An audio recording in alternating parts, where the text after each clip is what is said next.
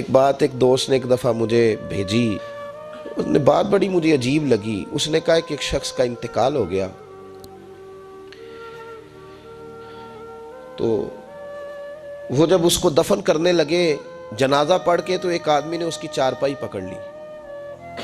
اس نے کہا اس نے میرا 45 لاکھ روپیہ دینا ہے، پہلے پیسے دو گے پھر دفن کرنے دوں گا، پیسے دے دو دفن کر لو۔ دور سے پکڑی، اب رش ہے، 3 بیٹے بھی تھے تو جائیداد بھی تھی، سارا کچھ تھا۔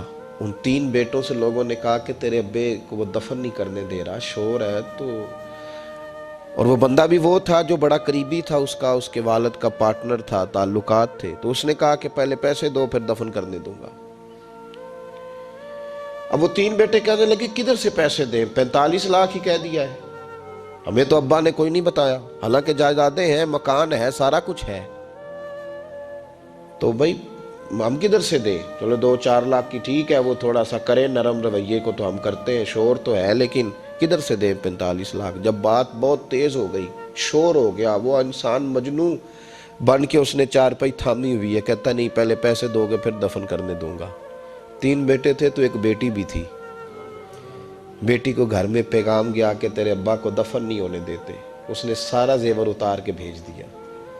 اس نے کہا اس چچا سے کہو میرے ابا کے اس دوست سے جس نے قرضہ لینا ہے کہ یہ رکھ لے، اور میں تھوڑے تھوڑے کر کے پیسے لوٹا دیتی ہوں، پر میرے باپ کو مرنے کے بعد یوں رسوا نہ کرے، اس کو دفن تو ہونے دے، میں ایک پائی دے دوں گی، میرا وعدہ رہا۔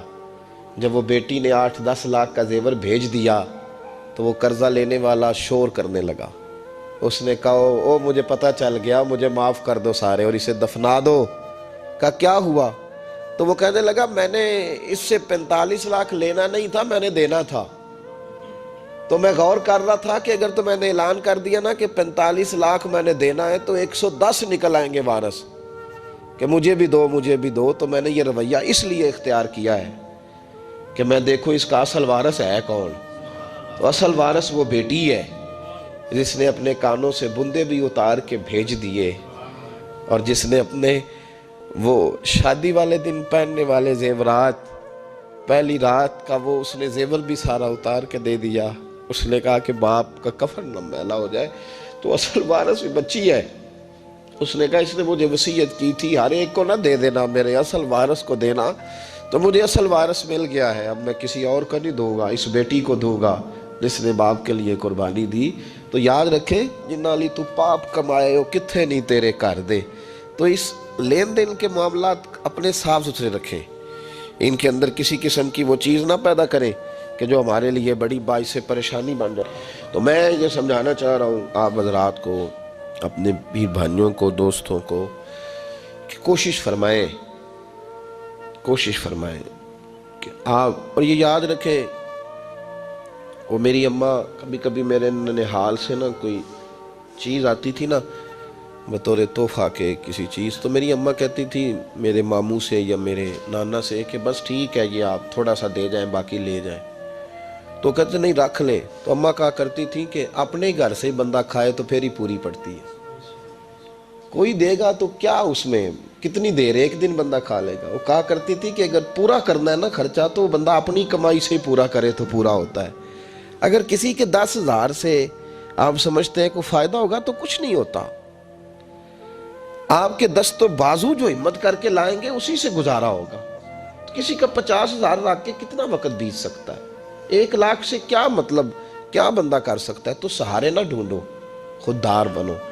طریقت میں، تصوف میں خودداری، ترمذی شریف کی ایک حدیث ہے مجھے بڑی پسند ہے، میں سمجھتا ہوں یہ حدیث اگر لوگ سمجھ جائیں نا تو بات بن جائے۔ نبی پاک صلی اللہ تعالیٰ علیہ وسلم نے لوگوں سے کہا لوگوں چاہتے ہو کہ تم اللہ کے محبوب بن جاؤ؟ تو صحابہ کے چہرے کھل اٹھے، کہا یا رسول اللہ صلی اللہ علیہ وسلم بالکل چاہتے ہیں۔ فرمایا جو اللہ نے تمہیں دیا ہے اس پہ راضی ہو جاؤ، اللہ کے محبوب بن جاؤ گے، اللہ تم سے پیار کرے گا۔ اور پھر فرمایا چاہتے ہو کہ لوگ بھی تم سے پیار کریں؟ لوگ بھی کریں یا رسول اللہ، دل کرتا ہے۔ تو نبی پاک نے فرمایا کسی بندے کی جیب کی طرف کبھی نہ دیکھنا، جو سامنے والے کی جیب میں ہے اس سے بچ جا، اس کے مال پر نظر ڈالنی چھوڑ دے، لوگ بھی تجھ سے پیار کرنے لگ جائیں۔ لوگوں کے مال کی طرف نہ دیکھ، آپ رکھ لیں کسی کا 500 روپیہ بھی، وہ کہے گا بندہ ہی نہیں صحیح، میرا 500 کھا گیا۔ یہ مت سمجھے کہ بڑا امیر تھا، اس کو فکر ہی کوئی نہیں، نا۔ ان معاملات کے اندر لوگ کہیں نہ کہیں بول ہی جاتے ہیں، کہیں نہ کہیں بات کر ہی جاتے ہیں، کسی نہ کسی جگہ زبان پھسل ہی جاتی ہے۔ تو مہربانی فرمائیں، مہربانی کریں، آپ اس بات پہ ضرور غور کریں، اور یہ میری اپیل ہے، آپ میرے پیر بھائی ہیں، عزیز ہیں، کہ کوشش فرمائیں لین دین کے معاملات کو 110% صاف رکھیں۔ کوشش کریں جہاں کوئی چیز دینی ہے، خریداریاں بعد میں ہوتی رہیں گی، جائیدادیں بعد میں بنتی رہیں گی، قرضے نہیں ہونے چاہیے، قرضہ نہیں ہونا چاہیے۔ میں ایک بزرگ سے کبھی کبھی ملتا تھا تو میں کہتا تھا حضرت جی حالات کیسے ہیں؟ تو کہتے ہیں الحمدللہ کسی کا دینا کچھ نہیں، الحمدللہ کسی کا۔ تو اس شخص وہ جب بات کرتا تھا تو مجھے یوں لگتا تھا کہ جیسے وہ شخص نعرہ لگا رہا ہے، الحمدللہ کسی کا دینا کچھ نہیں۔ یہ اللہ تعالیٰ کا شکر ہے۔ اور پھر وہ کبھی کبھی یہ بھی کہا کرتے تھے کسی سے 200-250 لینا ہوگا، میں نے دینی کوئی شے نہیں، کوئی کبھی کبھی ٹٹولو گے تو میرا کسی طرف کوئی نکل ہی آئے گا، لیکن میں نے کسی کا دینا کوئی نہیں۔ میرے اسا فرمایا کرتے تھے ہماری تو طریقت بھی بڑی دلیر ہے۔ میں نے ایک دفعہ کہا حضور نظریہ طریقت کیا؟ فرمانے لگے ہماری تو طریقت بھی بڑی خوددار ہے، ہم مریدوں کا خرچ نہیں کراتے، ہم تو کئی دفعہ مریدوں پہ خرچ کر ڈالتے، ہماری تو طریقت بھی بڑی توانا ہے، نے تو مزاج ہی بڑا انوکھا پایا ہے۔ تو مہربانی فرمائے لینے دینے کے ایک حدیث بخاری میں بڑی مزیدار ہے، بخاری میں، سبحان اللہ۔ اور بخاری شریف قرآن مجید کے بعد امت مسلمہ کے پاس سب سے معتبر کتاب کا نام بخاری شریف ہے۔ نبی پاک صلی اللہ علیہ وسلم نے فرمایا ایک بھائی اپنے بھائی سے قرضہ لینے لگا، ایک دوست اپنے دوست سے پیسے لینے لگا۔ اس نے کہا یار پیسے تو میں دے دیتا ہوں پر کوئی گواہ۔ اس نے کہا غریبوں کے گواہ نہیں ہوتے، میرا گواہ اللہ ہے۔ اس نے کہا کسی کی ضمانت دے دو۔ اس نے کہا میری کون ضمانت دے گا، میری ضمانت میرا اللہ ہی دے گا۔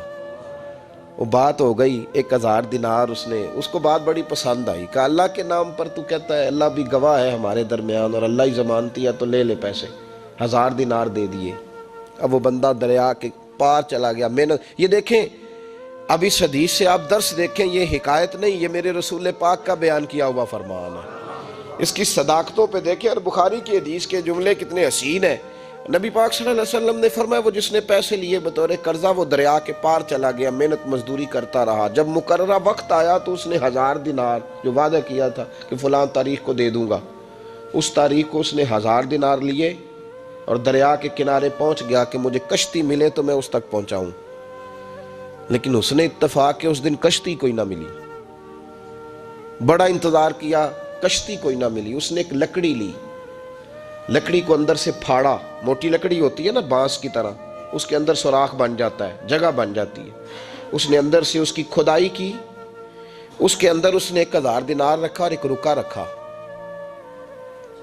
کہ بھائی میں پہنچنا چاہتا تھا لیکن مجھے کشتی نہیں ملی تو میں 1000 دینار رکھ رہا ہوں، جس رب کی ضمانت پر میں نے لیے تھے مجھے امید ہے رب تجھ تک پہنچا دے گا، مجھے امید ہے اللہ پہنچا دے گا تیرے تک، مجھے امید ہے رب پہنچائے گا۔ یہ کہہ کہ اس نے اس کو بند کیا کسی کپڑے کے ساتھ اور بند کر کے دریا میں ڈال دیا۔ اب وہ انتظار کرنے لگا، وہ جو شخص تھا وہ بھی کنارے آیا کہ آج اس کا وعدہ ہے، اس نے آنا ہے۔ دینے والے کو ٹینشن ہوتی ہے تو میرے خیال ہے لینے والے کو بھی بہت زیادہ ہی ہوتی ہے کہ آج لینے۔ وہ آ گیا کنارے پہ کہ آج پیسے آنے، لیکن کوئی شے نہ آئی۔ ایک لکڑی بہتی ہوئی آئی تو اس نے اٹھائی لکڑی کا، چلو پیسے نہیں ملے تو ایندھن تو ملا ہے نا، گھر جا کے لکڑی جلا کے روٹی تو پکائیں گے نا۔ وہ لکڑی اٹھا کے گھر لایا، گھر لا کے جب اس کو چھیلا، توڑنے لگا کہ ٹکڑے کر کے اس سے آگ جلاتا ہوں، اس نے کھولی تو اندر سے رکا بھی نکل آیا اور 1000 دینار بھی نکل آیا۔ رب کریم کا انداز دیکھو کہ دریا کتنا چوڑا ہوتا ہے اور جو کاغذ ہوتا ہے وہ پگھل جاتا ہے دریا کے اندر، لفظ مٹ جاتے ہیں، لیکن ہر چیز کو بحفاظت میرے رب کریم نے پہنچا دیا۔ اس نے جب اس کو کھولا نا تو 1000 دینار بھی نکل آیا، مقررہ وقت پہ اسے پیسے بھی مل گئے، وہ بڑا راضی ہوا۔ اب یہ بندہ آیا کچھ دنوں کے بعد دوبارہ 1000 دینار کا اور بندوبست کر کے لایا، پتہ نہیں اس تک پہنچے کہ کہیں گم ہو گئے۔ 1000 دینار کا اور بندوبست کر کے لایا، معصوم آمنہ حبیب کبریا سید کون مکان صلی اللہ علیہ وسلم کس حسن کے ساتھ اپنی امت کو حسین اخلاق سکھا رہے ہیں۔ نبی پاک علیہ السلام فرمانے لگے غلاموں وہ ایک اور 1000 دینار لے کے دروازے پہ آیا اور دستک دے کے کہنے لگا میرا رب گواہ ہے کہ میں نے کوشش کی تھی پر مجھے کشتی نہیں ملی، میرا رب گواہ ہے کہ میں نے ہمت کی تھی پر موقع نہیں ملا، اللہ جانتا ہے جس رب کی ضمانت پہ میں نے تجھ سے پیسے لیے کہ میری کوشش پوری تھی پر موقع نہیں ملا، میں آیا ہوں پیسے رکھ لے۔ اس نے کہا اگر اللہ تیرے اور میرے درمیان گواہ تھا پھر وہ کریم بھی بڑا ہے، تو نے دریا میں ڈالے تھے تو رب کریم نے باحفاظت مجھے پہنچا بھی دیے اور تیری عزتوں کو اس نے برقرار رکھا ہے، میرے دل میں تیری گویا قدر بڑھ گئی ہے۔ او بھائی جو رب کریم پہ بھروسہ کرے، جو اللہ پہ بھروسہ کرے اور ارادہ کرے، اور اسی طرح کی ایک اور حدیث سیاستہ میں موجود ہے، نبی پاک صلی اللہ علیہ وسلم نے فرمایا ایک بندے کا ارادہ تھا قرضہ دینے کا، اس کا پروگرام تھا واپس کروں گا پیسے، محنت کر رہا تھا، جدوجہد کر رہا تھا، کوشش تھی، وہ نیت اس کی صحیح تھی، دبانے کا 1% بھی ارادہ نہیں تھا، کوشش جاری تھی، ہمت کر رہا تھا، فوت ہو گیا۔ یا رسول اللہ اب کیا بنے گا؟ اگر صوفیاء اس حدیث پہ وجد کرتے، وجد آتا ہے ان لفظوں پہ، اب کیا بنے گا؟ تو میرے محبوب فرمانے لگے قیامت کے دن اللہ اپنی رحمت سے اس کے قرضے ادا فرما دے گا۔ دیکھو اتنا بھی کوئی خوش نصیب ہے جس کی اللہ قرضے ادا کرے، اتنا بھی کوئی خوش قسمت ہے رب جس کے قرضے دے، اللہ کہے مجھ سے لے لے چل یار رہنے دے۔ او بھائی ان لفظوں کو دیکھیں نا، حدیث مبارکہ میں سرکار دو عالم صلی اللہ علیہ وسلم نے فرمایا قیامت کے دن 2 بھائی، ایک بھائی پہلے انتقال کر گیا، ایک بعد میں فوت ہوا، جو پہلے چلا گیا اس کے کچھ حقوق بعد والے نے دینے تھے، سمجھ لے کچھ قرضے تھے، اب وہ پہلے فوت ہوا، اسے بعد میں احساس ہوا، اس نے کوشش بھی کی، معافیاں بھی مانگی، لیکن اب وہ فوت ہو چکا تھا۔ تو نبی پاک صلی اللہ علیہ وسلم فرماتے ہیں قیامت کے دن چونکہ یہ معافیاں بھی مانگتا رہا، توبہ بھی کرتا رہا، بڑی اس کو صحیح احساس ہو گیا، ندامت والی توبہ کی، لیکن اب جس کا حق تھا وہ تو فوت ہو گیا، اب کیا کرے؟ تو محبوب فرمانے لگے فوت ہوگا نا، جس نے دینے تھے پیسے، جس کے ذمہ حقوق تھے، لیکن وہ جس کے دینے تھے وہ تو چلا گیا، سمجھ لیں کوئی وارث بھی نہیں۔ تو فرمایا جب یہ فوت ہوگا تو قیامت کے دن جو پہلے فوت ہوا تھا وہ مقدمہ کرے گا کہ یا اللہ اس نے میرا مال دبایا، میرے پیسے لے کے دے، تو رب کریم فرمائے گا چل یہ بڑیاں معافیاں مانگتا رہا، اسے معاف کر دے۔ اللہ فرمائے گا، وہ کہے گا نہیں یا اللہ مجھے بڑا ستایا، مجھے بڑی تکلیف دی، میرے حقوق ضائع کیے، میں نہیں معاف کرتا۔ تو رب کریم فرمائے گا ذرا اوپر اٹھنا، چل بعد میں بات کرتے ہیں، اٹھ تو صحیح، وہ جنت میں ایک محل بنا ہوا ہے، ذرا اس کی طرف تو نظر ڈال۔ اس نے نظر ڈالی تو یہاں تو کوئی اچھا انجینئر بنائے کوئی مکان تو نظر جو ہے وہ ہٹتی نہیں، تو جس مکان کو رب تیار فرمائے، جس کو اللہ بنائے، اس سے نظریں کیسے ہٹتی ہوں گی؟ اس نے دیکھا تو دیکھتا ہی گیا، دیکھتا ہی گیا، عرض کرنے لگا مولا یہ کس کا مکان ہے؟ تو محبوب علیہ السلام فرماتے ہیں رب کریم نے فرمایا اس کا ہے جو اس کی قیمت دے گا۔ کہا یا اللہ کون قیمت دے گا؟ فرمایا تو بھی دے سکتا ہے۔ یا اللہ میں غریب فقیر میں کیسے قیمت دوں؟ تو اللہ فرمائے گا چل تو اپنے بھائی کو معاف کر دے، میں محل تجھے دے دیتا ہوں، تو معافی دے دے، محل تیرا ہوا۔ تو حضور فرماتے ہیں 3 دفعہ بولا، کہنے لگا یا اللہ میں نے معاف کیا، یا اللہ میں نے معاف کیا، یا اللہ میں نے معاف کیا۔ تو اللہ فرمائے گا پھر بھائی کا بازو پکڑ، وہ ایک محل نہیں، وہ ایک ہی نقشے کے 2 بنائے ہوئے ہیں، اس کا بازو پکڑ، دونوں جنت میں چلے جاؤ، میں نے تم دونوں کے لیے گھر بنا دیا ہے۔ تو اپنے معاملات صحیح کرنے کی کوشش کریں، اپنے معاملات صحیح کریں۔ ہم اس سلسلہ عالیہ میں داخل ہیں کہ حضور غوث اعظم رضی اللہ تعالیٰ عنہ کے والد کا مشہور واقعہ ہے کہ بھوک لگی تھی تو دریا میں بہتا ہوا سیب کھا لیا تھا، سیب کھا لیا غوث اعظم کے والد نے۔ تو پھر کہنے لگے اوہو یہ میں نے کیا کیا؟ جس سمت سے وہ سیب آیا تھا وہاں جانے لگے، وہاں ایک باغ تھا، پیچھے جا کے ٹہنیاں جھکی ہوئی تھیں، یہاں سے سیب آیا، باغ کے مالک بھی بزرگ تھے، ان سے جا کے کہا غلطی سے کھا لیا ہے، معافی مل جائے۔ انہوں نے کہا معافی اتنی جلدی نہیں ملتی۔ کیسے ملے گی؟ فرمایا 12 سال مالی بن کے میرے باغ کی نوکری کر۔ تو خدمت کرنے لگے تو حضور غوث اعظم کے نانا جی کہتے ہیں بچہ مجھے بھا گیا، کہنے لگے حضور چلے معاف کر دیں اب۔ تو کہا معافی نہیں ملے گی، میری ایک بیٹی ہے، آنکھوں سے اندھی ہے، آنکھوں سے اندھی، کانوں سے بہری، زبان سے گونگی اور پیروں سے لنگڑی، اس سے نکاح کر، پھر معافی ملے گی۔ کھایا کیا؟ ایک سیب۔ تو حضور غوث اعظم رضی اللہ تعالیٰ عنہ کے والد کہنے لگے مجھے گوارا ہے، آپ کر دیں نکاح، پر وعدہ کریں مجھے معاف کر دیں گے نا؟ تو کہتے ہیں نکاح ہو گیا۔ جب پہلے دن میں حجلہ عروسی میں داخل ہوا تو میں نے پلنگ پر کوئی معذور نہیں، جنت کی حور کی مثل عورت بیٹھی دیکھی، اور جس کا حسن بتاتا تھا کہ چہرے سے زیادہ باطن میں اللہ نے روشنی عطا فرمائی ہوئی ہے۔ فرماتے ہیں میں نے اس کے قریب جا کر تو کون ہے؟ مجھے تو کچھ اور بتایا گیا تھا۔ فرمایا تجھے بتایا گیا تھا کہ آنکھوں سے اندھی ہے، اس لیے کہ کبھی غیر محرم کا چہرہ دیکھا ہی نہیں، کانوں سے اس لیے بہری ہے کہ کبھی غلط بات سنی نہیں، کسی غلط کے پاس بیٹھی نہیں، اور زبان سے اس لیے کہ گنگی ہے کہ غلط جملہ کبھی نہیں نکلا، یا اللہ کا قرآن نکلا ہے یا محمد عربی کا درود و سلام نکلا ہے، غلط جملہ نہیں نکلا۔ اور ٹانگوں سے اس لیے لنگڑی ہے، کسے اپنے باپ کے گھر کا رستہ تو آتا ہے، سوائے اس کے گلی کا اور کوئی موڑ نہیں جانتی، اس نے پاکیزگی سے وقت گزارا۔ حضور غوث اعظم کے والد کہتے ہیں میں اپنے لین دین کے معاملات سیدھے کرنے گیا تو سادات کے گھر کی حور مجھے ملی، اور جب میں اس حور سے ملا تو پھر رب نے مجھے عبد القادر جیلانی جیسا بیٹا عطا فرمایا، غوث پاک جیسا بیٹا دیا۔ تو گئے تو معاملات سیدھے کرنے تھے، تو اللہ نے ولایت کے امام کا باپ بنا دیا۔ تو مہربانی فرمائے اپنے معاملات میں توانائی پیدا کریں۔ کچھ لوگ ایسے ہوتے ہیں جن کا مال مثل مملکت کے ہوتا ہے۔ اعلیٰ حضرت رحمۃ اللہ علیہ نے پیر کے حقوق میں یہ لکھا ہے کہ اس کے مرید کا مال اسی طرح ہے جس طرح اس کا اپنا ہے، لیکن ساتھ اشارہ بھی دے دیا ہے کہ چاہیے یہی کہ وہ بھی احتیاط ہی کرے، وہ بھی احتیاط ہی کرے، پرہیز ہی کرے، کوشش کرے۔ اور آپ فرماتے ہیں چونکہ باپ کی حیثیت رکھتا ہے تو ضروری تو نہیں نا باپ بیٹے کی کمائی کھائے، کبھی کبھی بیٹے بھی باپ کی کھا ہی لیتے ہیں، اس طرف بھی توجہ کر لے، کوئی حرج نہیں۔ اپنے معاملات کو صحیح رکھیں، لینے دینے کے معاملات کے اندر کبھی کمی نہ لائیں۔ یہ چیز اگر پیدا ہو جاتی ہے نا تو آپ یقین کریں کہ وقار ہی تو انسان کے پاس ہوتا ہے، وہ ضائع ہو جاتا ہے تو نقصان ہوتا ہے۔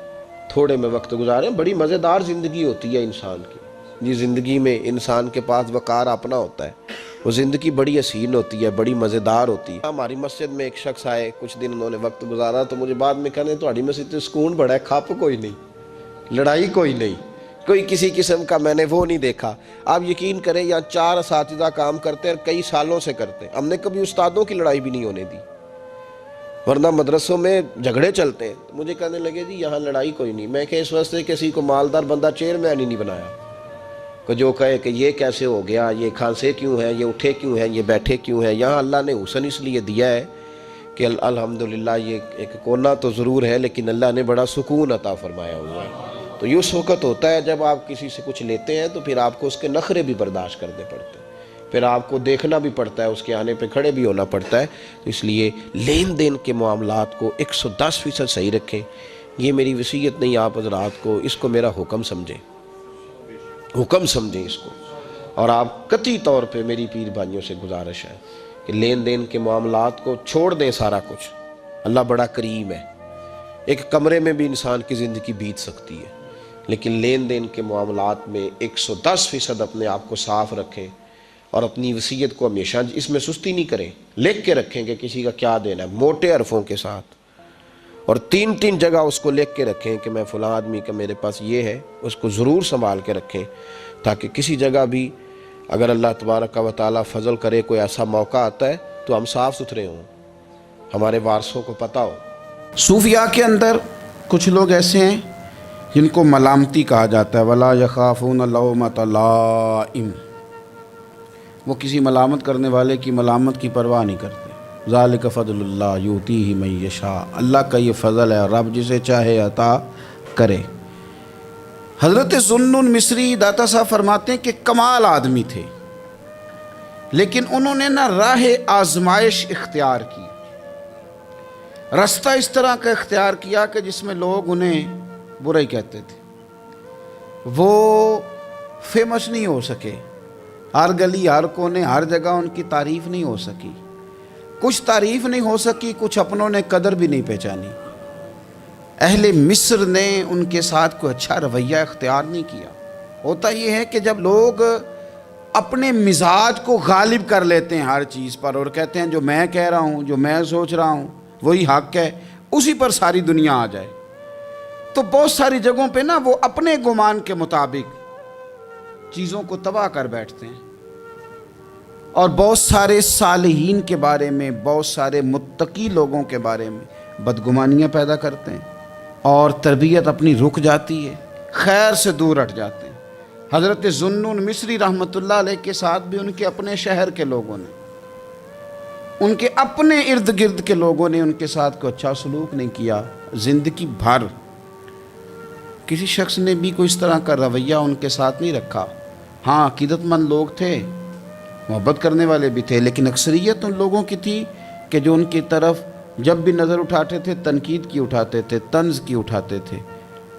داتا صاحب رحمۃ اللہ علیہ فرماتے ہیں کہ عقدہ تو اس وقت کھلا، راز تو اس وقت فاش ہوا، بات تو اس وقت لوگوں کے سامنے آئی جب ان کا انتقال ہوا تو ان کی پیشانی پہ لکھا تھا یہ اللہ کا دوست ہے، اور اس نے رب کی محبت میں وفات پائی ہے۔ اور فرماتے ہیں مصر کے لوگوں کی آنکھیں تب کھلیں کہ جب ان کا جنازہ دھوپ میں اٹھایا گیا تو پرندوں نے آ کے جنازے پہ سایہ کر دیا۔ اس وقت لوگوں کو پتہ چلا یہ تو دو باتیں تھیں۔ داتا صاحب کہتے ہیں لوگوں پتہ ہے تیسری بات کیا ہوئی؟ جس دن حضرت ذوالنون مصری کا وصال ہوا 70 نیک لوگوں نے رسول پاک کی زیارت کی، اور ہر بندے کو خواب میں آ کے اللہ کے محبوب نے فرمایا آیا اس لیے ہوں کہ ذوالنون مصری کا انتقال ہو گیا ہے اور میں نے ان کا استقبال کرنا، ان کو آگے بڑھ کے خدا کے کرم کی خوشخبری سنانی ہے۔ رسول کائنات میرے مرنے پہ ہر سو شور مچ جائے گا دیکھو گے، کہنے الوداع سرکار خود تشریف لائیں گے۔ اور درویش نے کہا تھا بعد مرندے مکھڑا میرا ہو جاوے جے تازہ، پھر سمجھ لینا محبوب میرے نے آن پڑے ہے جنازہ۔ او بھائی یاد رکھیے گا، بہت سارے لوگ ایسے ہوتے ہیں کہ جن کی لوگ اس طرح قدر نہیں کرتے جتنے کہ وہ قیمتی ہوتے ہیں، لیکن یاد رکھیں ان لوگوں کو بھی یہ سمجھنا چاہیے، اس مثال سے ان کو بھی اپنی ذہن سازی کرنی چاہیے کہ لوگوں سے قدر کرانا ویسے اتنا ضروری بھی نہیں، زیادہ ضروری تو یہی ہے نا کہ رب رسول کی نظر میں بندے کا کیا مقام ہے۔ اگر وہاں مقام ہے تو پھر لوگوں کی گڈ بک میں آنا کو زیادہ ضروری بھی نہیں۔ اگر وہاں پاس ہے تو بس پھر جے کر سائیں وسون کچھ اجیاں نو، تو پھر کیڑا مائی دا لال اجاڑ سکتا ہے، پھر ضرورت کیا ہے اس قدر زیادہ پریشان ہونے کی۔ تو داتا صاحب رحمۃ اللہ علیہ یہاں فرماتے ہیں کہ کچھ اہل قدر وہ بھی تھے کہ دنیا والے تو قدر نہیں کر سکے، پر رب نے بڑی قدر فرمائی، اللہ کے محبوب علیہ السلام نے بڑے رحمت فرمائی، بڑی کرم نوازی فرمائی۔